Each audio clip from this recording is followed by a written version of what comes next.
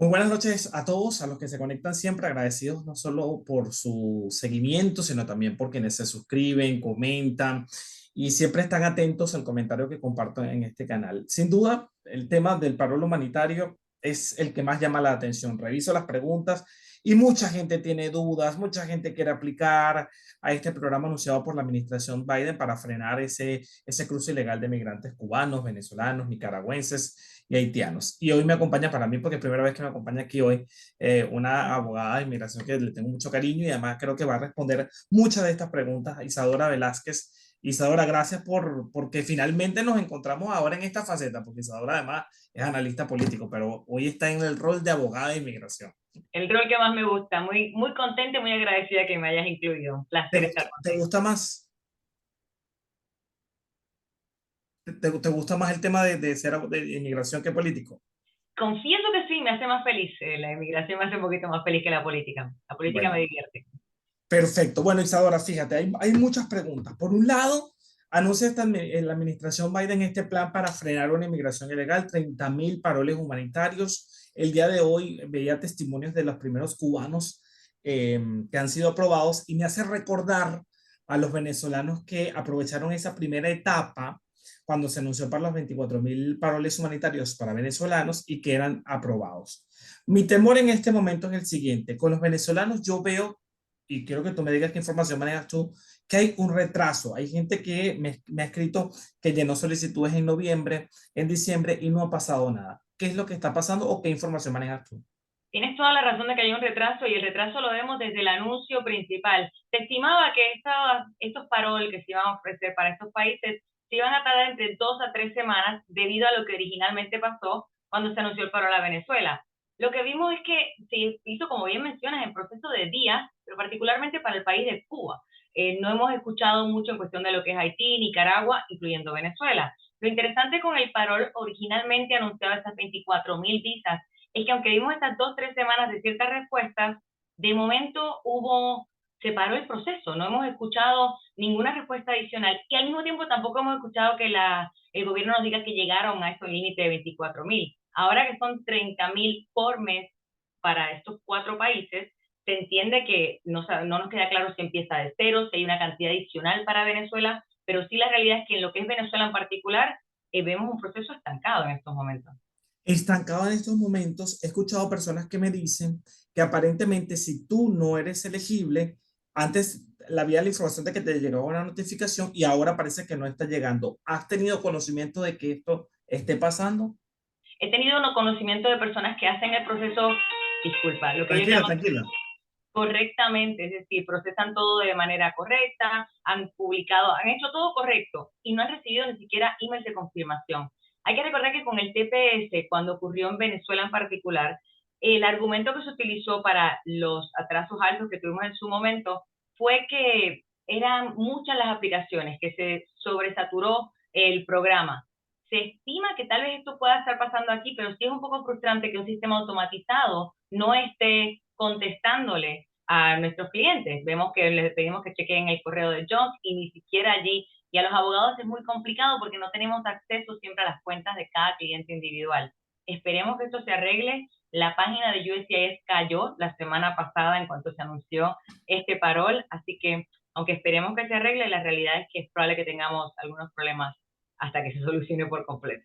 Ok, ojalá así sea. Antes de ir con el tema de los cubanos, hay una pregunta que me hacen muchas personas. Hay personas que han tenido un estatus no definitivo, es decir, un estatus temporal en otros países, porque hay países que han atendido, por ejemplo, la crisis venezolana y hay gente que ha tenido, por ejemplo, un estatus en Colombia, que es temporal, y se preguntan, ¿esa persona puede aplicar este programa?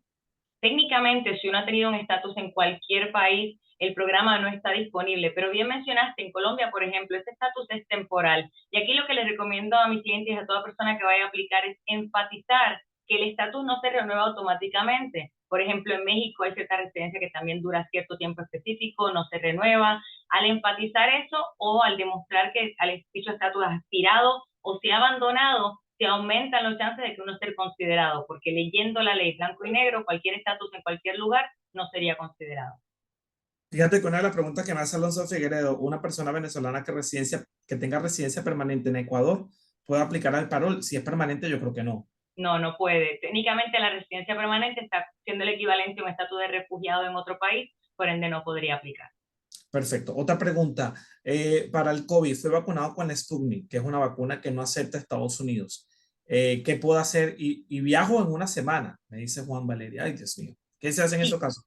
si ya viaja porque fue aprobado, eso quiere decir que cuando mencionó, porque parte de la aplicación no solamente incluye el proceso en los Estados Unidos de la persona que es peticionario, sino también obviamente el proceso afuera en el cual uno completa su información biográfica. Parte de dicha información biográfica incluye el proceso médico y la vacuna recibida. Si después de dicho proceso ya fue aprobado, no se preocupe, puede entrar con la vacuna como la tiene. No se asombre si al llegar le pidan que se ponga la vacuna local, porque técnicamente la rusa no ha sido reconocida, pero sí he tenido clientes aprobados con la visa rusa en estos momentos. Con la Estaba visa. perfecto. Fíjate que Edgardo Delgado dice, existe un problema grave en parte del venezolano. El parol tiene un retraso de meses. Hay personas que salen la misma semana. Entonces hay una gran incertidumbre. Lo principal aquí es una gran diferencia, o sea, no voy a negar que me tomó por sorpresa, aunque obviamente me alegra que mis clientes, nuevamente, particularmente cubanos, que fueron aprobados en proceso de 2, 3 días, cuando todavía tengo aplicaciones de Venezuela sometidas en el anuncio original pendiente. Esperemos nuevamente que no sea algo dirigido al país, sino algo que se justifique con la población o con la alta cantidad de aplicaciones que reciben, como hicieron en su momento en el TPS. El gobierno tiene que reportar ciertos números eventualmente y Y obviamente no lo ha reportado, no lo ha no lo ha reportado. hecho. Yo debo hacer algo. Correcto. Yo mandé un correo al Departamento de Estado, hay una oficina que se encarga de asuntos, por lo menos en el caso de Venezuela, antes de que se anunciara esto, para saber qué está pasando, por qué no dan una cifra de cuántos han aplicado, cuántos han entrado, qué está pasando, y no te dan cifras. Te voy a dar una recomendación que hacemos los abogados mucho. Bajo el Freedom of Information Act, directamente, así como se hizo en su momento con COVID, con los detenidos, cuántas personas entran, etcétera, directamente puedes pedirle al gobierno que te dejen saber cuántas visas se han otorgado. Es algo que debería ser conocimiento público y lo tienen que entregar. Tal vez sea un proceso lento, pero puede darnos alguna respuesta para saber qué está pasando en estos momentos y arreglarlo a futuro. Importante. En la pregunta, otra persona dice Juan Antonio Contreras, no tenemos patrocinador, ¿cómo conseguimos uno? Bueno, ahí es Tengo un complicado. consejito para Juan Antonio. Hay ciertas organizaciones, técnicamente el patrocinador tiene que ser una persona, pero hay ciertas organizaciones caritativas que pueden estar disponibles para usted. Les recomiendo que las busque online, entienda que la persona va a ser una persona individual y el que sea su patrocinador no tiene que ser un familiar, un amigo, técnicamente ni siquiera tiene que ser un conocido, tiene que ser una persona que tenga los ingresos para justificarlo y los ingresos de la organización se pueden utilizar también. Así que no se Ujú. rinda, simplemente mire si hay una organización sin fines de lucro que le pueda dar una mano. Perfecto. Herminia Zavala dice,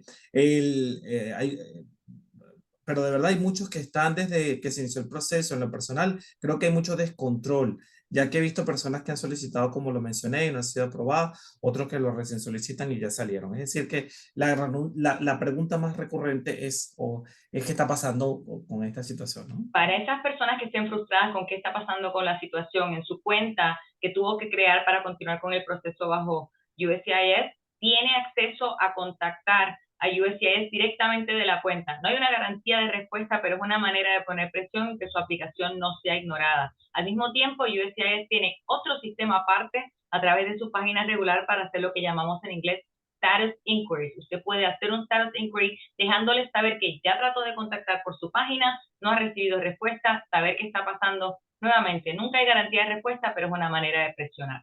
Perfecto. Dice Douglas Chirino, si yo en la solicitud coloqué que me encontraba en Perú, obligatoriamente debo viajar desde ese país o podría hacerlo desde un tercer país. La realidad es que usted va a recibir un permiso para entrar a los Estados Unidos, irrelevante de qué país venga, pero sí es bueno que se mantenga constante. Recuerden también que cualquier entrada, no solamente a los Estados Unidos, sino Panamá, México, esos países que uno cruza en camino a que sea una entrada irregular, será utilizada en su contra. Así que si está en Perú, porque es donde está en estos momentos, siéntase en la libertad de quedarse ahí, no se atreva a cruzar porque puede ser consecuencias peligrosas.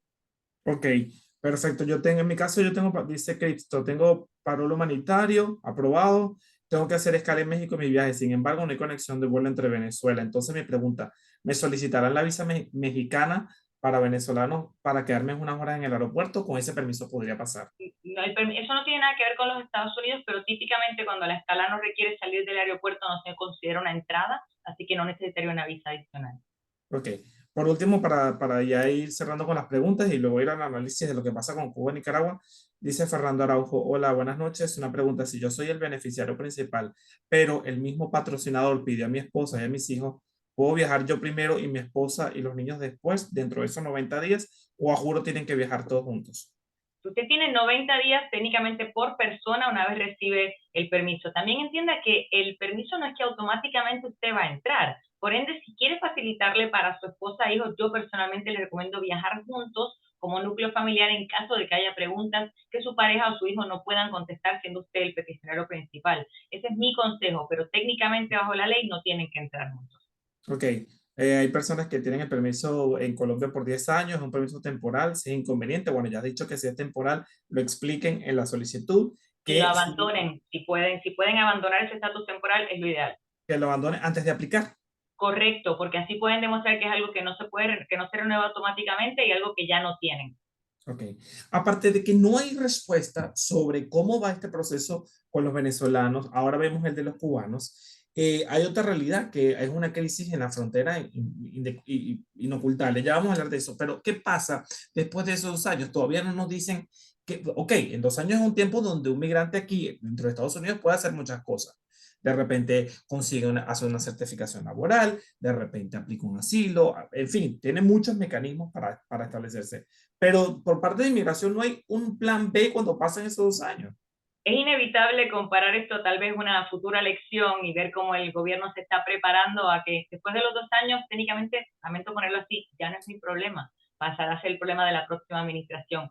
Yo tengo la esperanza de que antes de que la administración cambie haya un plan concreto de qué hacer con estos paroles que se van a aprobar, porque 30,000 por mes es mucho. Así que no podemos dejar a estas personas en limbo, hay que recordar lo que pasó con DACA, lo que pasa con el TPS, pero por ahora es una manera de lavarse las manos y ver que otro más se encargue. Ok. La pregunta, ustedes como abogados también podrían solicitar ese tipo de información que el Departamento de Migración le diga a ustedes, señores, explícanos qué está pasando para yo no tener ese cliente que necesita que yo le llene su aplicación en vano. Sí, lo estamos pidiendo, ya se pidió en su momento, por ejemplo, para lo que mencionaba el TPS y lo mucho que se tardó, casos que todavía están pendientes de la petición Todavía. original. Y ahora se están pidiendo nuevamente, particularmente para la comunidad venezolana, pero esperemos que muchos de ellos se desestimen basado en este nuevo anuncio. Así que vamos a ver cómo transcurren las próximas semanas para que sea equitativo. Ok, comienzo con las consideraciones finales. Gracias a todas las preguntas que ustedes tengan, pueden seguirlas haciendo y yo voy a seguir tratándolas a lo largo de la semana y los próximos días porque este tema va a seguir generando información. Te repito, en la frontera hay una crisis. Aquí en el sur de la Florida, la cantidad de balseros que ha llegado las últimas semanas es bárbaro. ¿Crees que esta medida va a frenar de alguna u otra forma ese flujo descontrolado? La única manera que se va a frenar es si verdaderamente aplican lo que llaman el expedited removal. Se supone que eso se está aplicando, que este parol se está otorgando, porque en la frontera se van a poner más duros con personas de ciertas nacionalidades, prohibiéndole las entradas. Pero lo que vemos es que cuando se ha anunciado esto anteriormente, queda mucho la discreción de los oficiales en la frontera. Y si tienes un oficial buena gente y te deja pasar y otro no, verdaderamente no hay un incentivo para no entrar irregularmente. Así que el único incentivo, aunque sea duro, será que se aplique verdaderamente en la frontera el prohibir la entrada, que personas que lleguen de Cuba sean enviadas de vuelta a su país. Ayer conversaba con un colega tuyo que me decía el hecho de que se impida, que se expulse y se impida que estos migrantes de estos 4 países pidan asilo, es violatorio, decía él, del derecho que tiene un ser humano de solicitar asilo en Estados Unidos, un país como Estados Unidos. ¿Tú consideras que esta medida de una u otra forma viola ese derecho?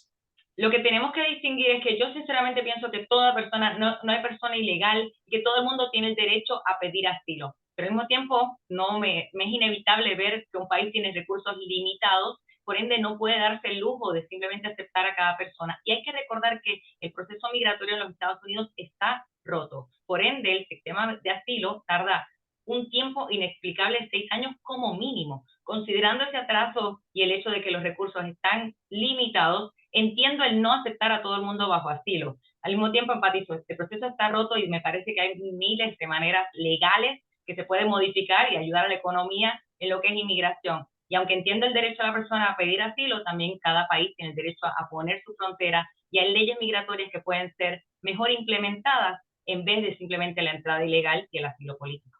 Muchas personas que tienen otros tipos de procesos, ya no sea para el humanitario, un asilo o que están esperando una residencia, temen que este proceso, por más automatizado que se venda, o que explican eh, pueda perjudicar estos procesos, retrasarlos aún más. ¿Tú crees que esto pueda pasar? Supuestamente el anuncio de hacerlo todo automático, como es, por ejemplo, el ESTA en Europa, era Ujú. eso mismo, que esto no iba a afectar el lado subjetivo y por ende no iba a afectar estas aplicaciones pendientes. Así que quiero darle la razón al gobierno y decir que no debería afectar esas aplicaciones pendientes. Por ahora, solo el tiempo lo dirá. Ok, las últimas dos preguntas. En caso de que he tenido un reportaje de un chico que su familia llegó al aeropuerto, tenía su aprobación, llegó al aeropuerto en Colombia y no lo dejaron abordar. En ese caso, ¿qué opción? ¿Volver a aplicar? Yo recomendaría comunicarse con USCIS, o sea, con los métodos que mencioné anteriormente, en su cuenta y al mismo tiempo a través del status inquiry. Entender que aquí el error no fue de los Estados Unidos, sino en Colombia, porque al tener ese permiso, técnicamente él tiene el derecho a abordar y es CBP, Customs and Border Patrol en los Estados Unidos, quien luego le dará la discreción de entrar o no, pero abordar en sí está permitido bajo este parol. Por ende, eso fue un error en Colombia, pero recomiendo que lo avise, que les deje saber en caso de que haya pasado los 90 días permitidos y que vuelva a intentarlo, porque nuevamente esto es un error en Colombia, no en los Estados Unidos. Perfecto. Isadora Velázquez, yo creo que tú, para finalizar, des tu teléfono, porque de repente alguien aquí en Estados Unidos, tanto venezolano, nicaragüense, haitiano, aunque no sabemos tampoco cuánto va a ser esa distribución de la torta de los 30.000, esa es otra pregunta que todavía queda en el tintero. Pero de repente hay una persona que quiere hacer su solicitud lo más concreto posible, lo más correcto, porque muchas veces cuando no vemos planillitas de inmigración se ven simples, pero hay detallitos que solo ustedes conocen. Entonces, ¿dónde te pueden contactar por si alguien desea tener una asesoría y poder decir, bueno, llené mi planilla con alguien que me dijo, tengo que escribir esto? Con mucho gusto siempre te pueden contactar a ti porque tú sabes que a ti te contesto, pero también pueden llamar a mi oficina y el número es el 305-938-0676, nuevamente porque sé que hablo rápido, 305-938-0676 Y yo, y cuentan yo lo voy a conmigo. repetir dos veces, 305-938-0676, 305-938-0676. Isadora Velázquez, se pueden llamar para que tengan la información. Igual dejen las preguntas que yo vuelvo a contactar a Isadora la próxima semana o en los próximos días si esto se pone complicado y conversamos. Así que muchas gracias. Cuentas conmigo. No, igualmente. O sea, y con toda la audiencia que también cuenta con nosotros. Así que se suscriben y vamos respondiendo poco a poco. Así es.